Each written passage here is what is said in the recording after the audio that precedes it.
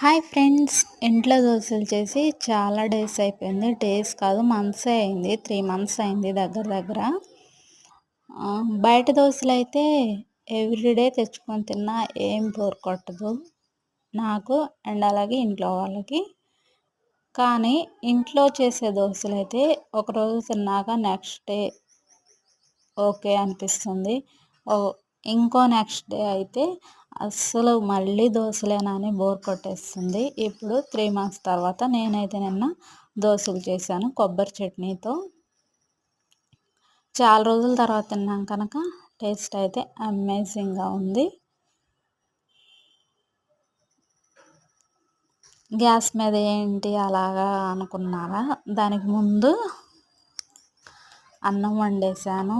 అప్పుడు అది పొంగింది.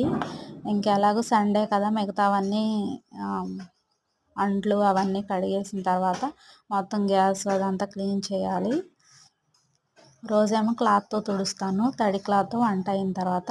సండే రోజు మొత్తం స్క్రబ్బర్తో క్లీన్ చేస్తాను. ఈరోజు మీరేం టిఫిన్ చేసుకున్నారో తప్పకుండా కామెంట్ చేయండి. అయినా దోశ అంటే ఇష్టం లేని వారు ఎవరు ఉండరు. నాకైతే చిన్నప్పటి నుంచి కూడా ఆనియన్ దోశ అంటే చాలా ఇష్టం. నా చిన్నప్పుడైతే ఆనియన్ దోశ మా ఊర్లో 15 రూపీస్. మా నాన్న అయితే తప్పకుండా నాకు తెస్తారు.